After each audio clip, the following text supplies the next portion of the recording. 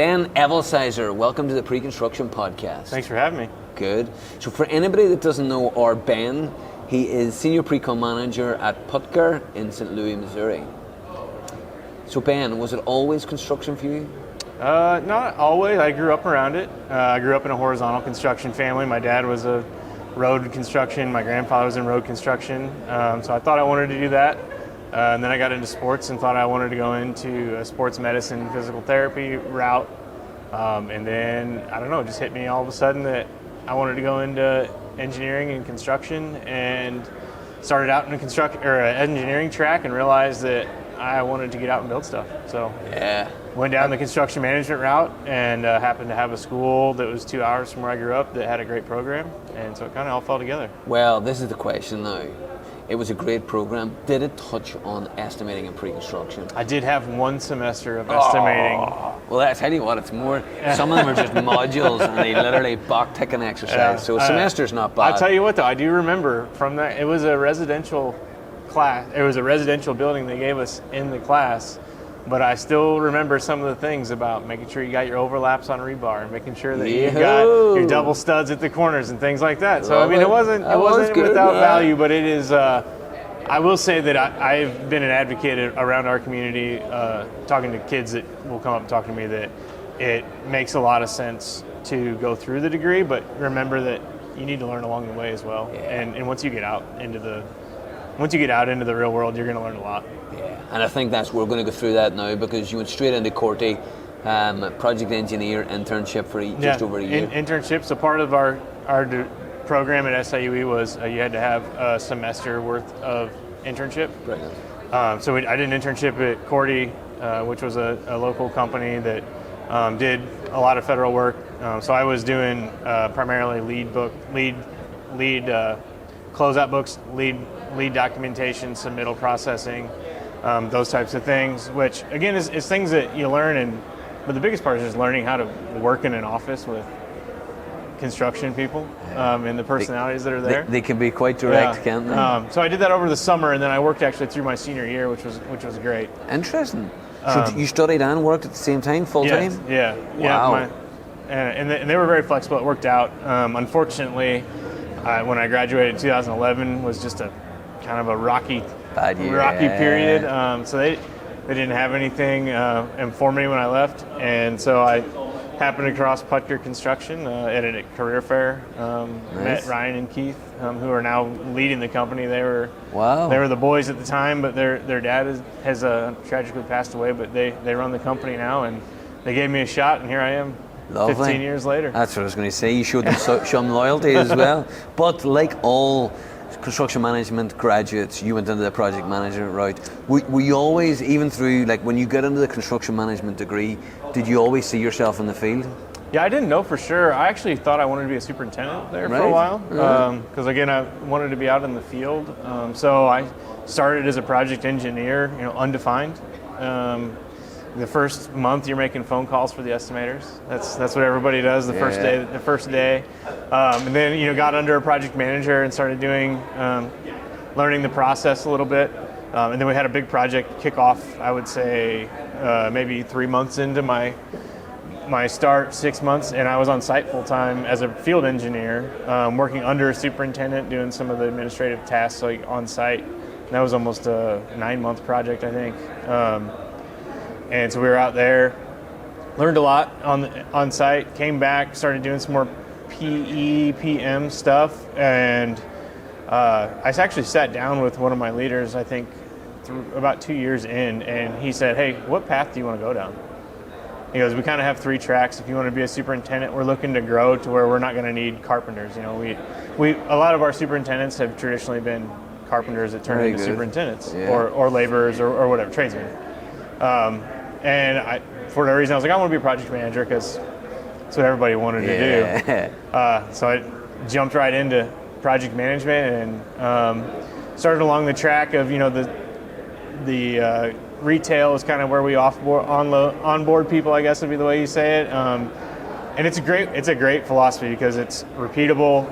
You learn a lot about the steps and how to manage a project, but they're not all the same, but they're very similar. So you can learn a lot about the process and learn who you're going to be and how you're going to run a job.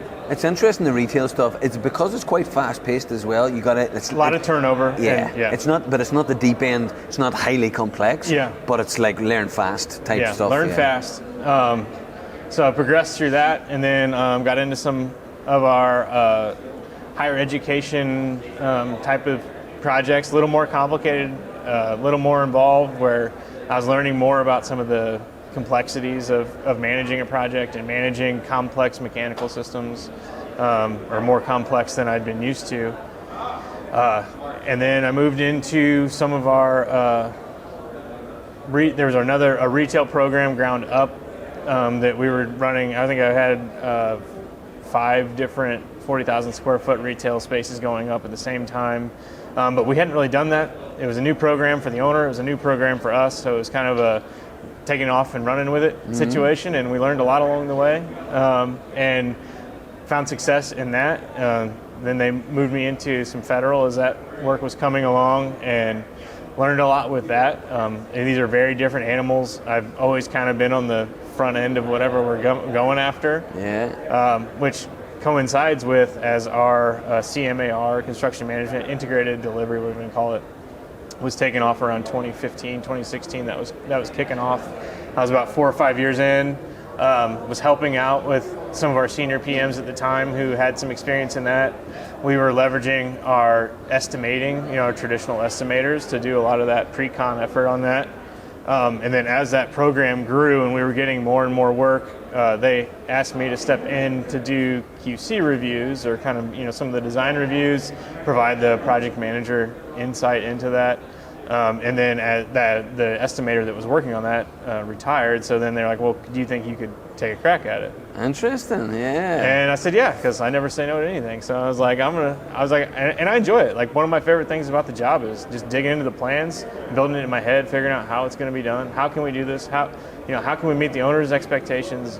And how can we make this become a reality? But then it got to the point where I was running 5 or 6 jobs as a project manager. I was budgeting 2 or 3 jobs as a pre-con manager, and the workload was building. And my wife and I were starting a family, and so I finally just said, like, I'm not sure what direction we need to go with this. At which point, gracefully, the Poettker said, well, why don't we try moving you into a pre-con role for full time?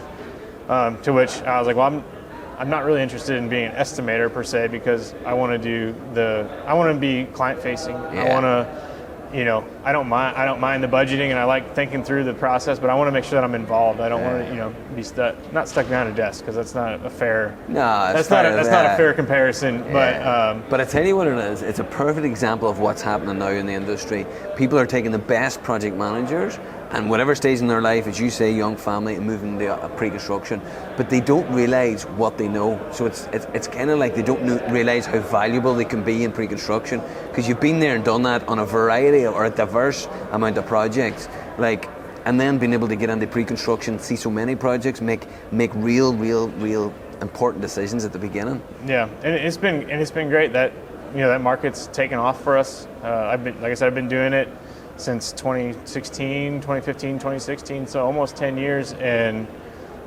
it's been great. We've had a lot of success. I've enjoyed the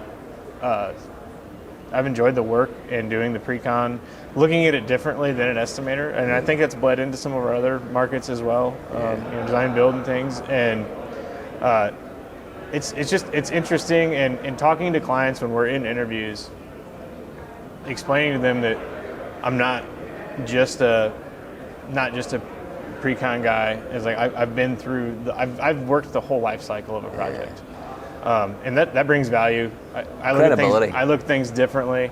Even dealing with estimators in our own department that are working on a different project, they start asking questions like, "Hey, what do you think about this?" And usually it's completely different. Yeah, it's mad, isn't it? But you need that. You need diversity in any team, you know what I mean? Yeah. And that's why a blend or a diverse team is going to be way more successful than a team of people that just think the same way all the time. Yeah, and then 2 years ago we landed one of our biggest CMAR contracts to date. It's for a large district that has 30 projects over the program.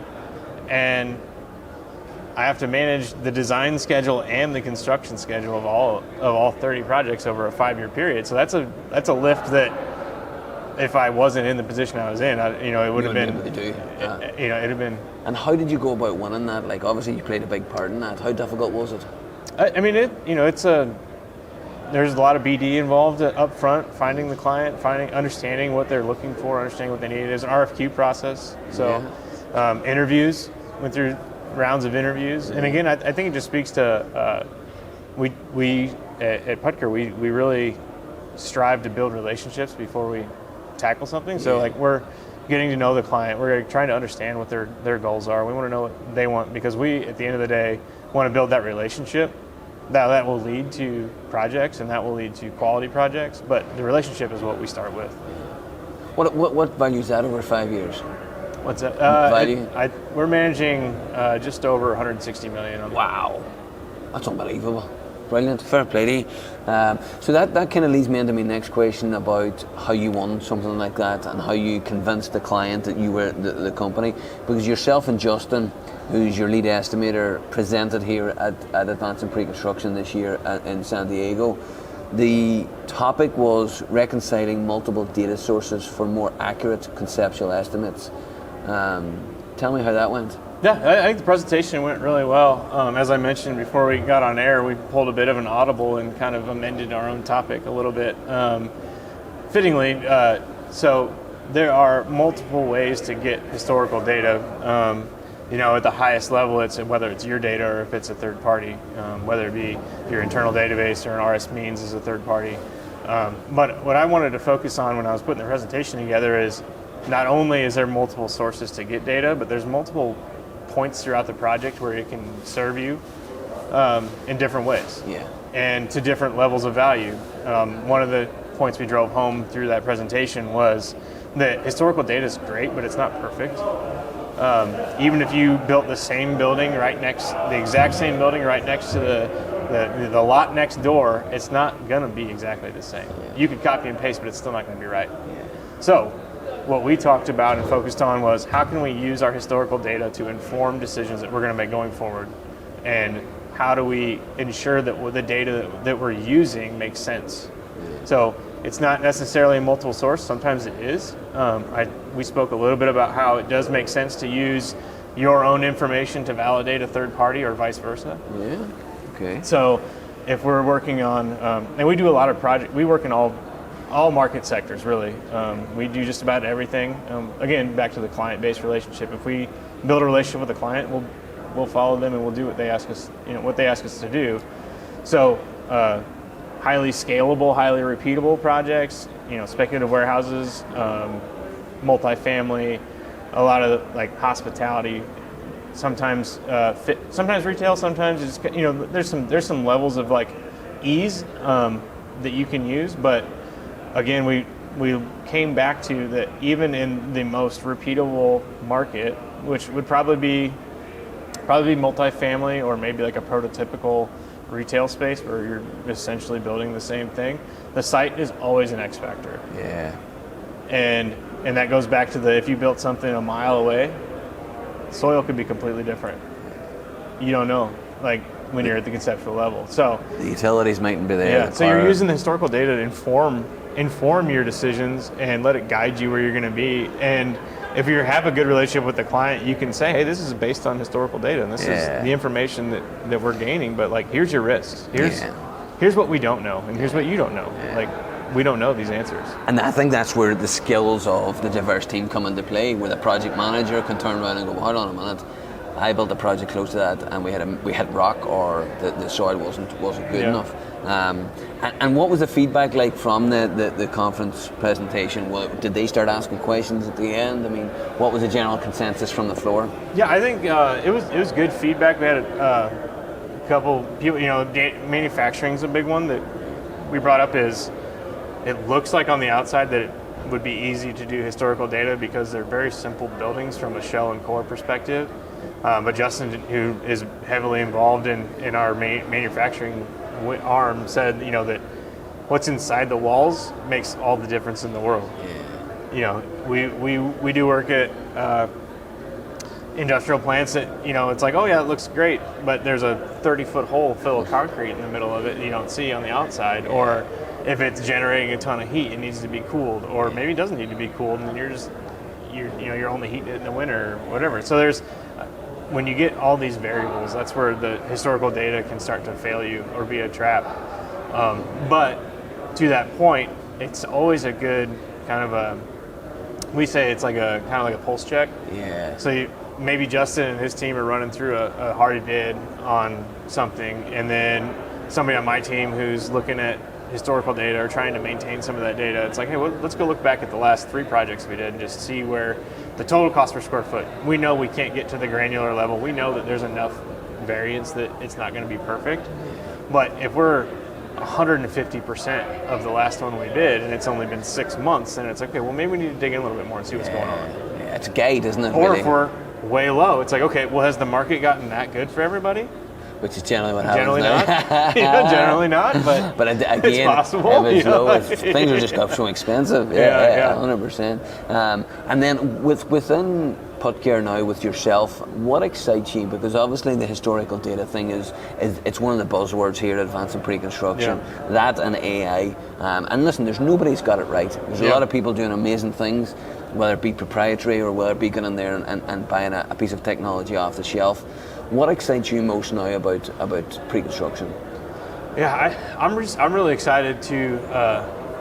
I think we're opening ourselves up to some innovation. So I think we're looking at we're opening up to technology. A year ago, even walking through the hall, the exhibition hall here or in Denver, everything was like right there. It felt like it was on the cusp. And just 12 months later, it's like, man, there's so many more things being built out, and like it's just an exciting time to reevaluate kind of the way you do business and look for inefficiencies that could maybe be solved by a piece of technology.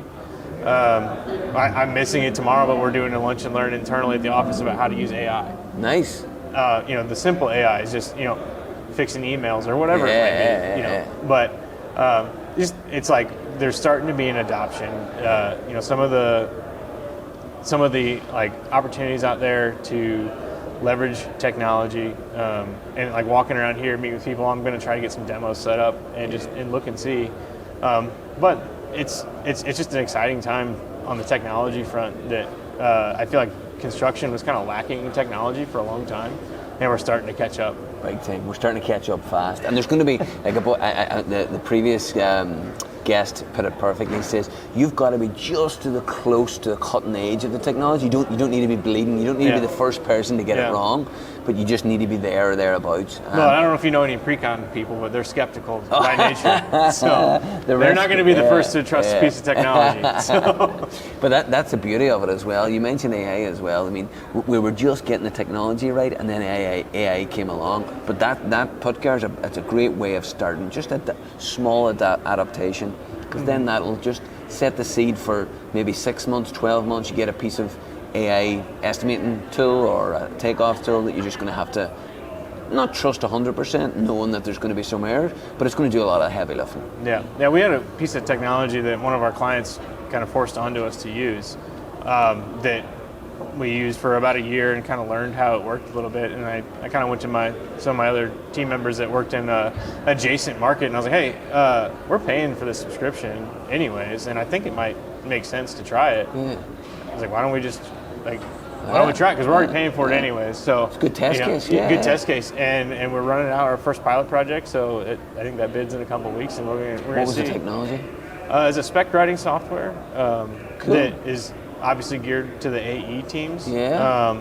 And we only write the front Division 1 or 0 and 1. But we had been using kind of a smart Word document, if you will, that had the fields that would fill, and if somebody broke a piece of that chain, then it was like somebody's figuring out how to fix it. So we were like, well, let's just put it in there. We'll see. Yeah, 100%. Yeah. And so we're giving it a shot. Very good. Check with me a few months. I'll let you know how it's going. Well, you said it earlier in this interview. You turned around and says, like, I can't say no. Like that's the attitude that you need, honestly.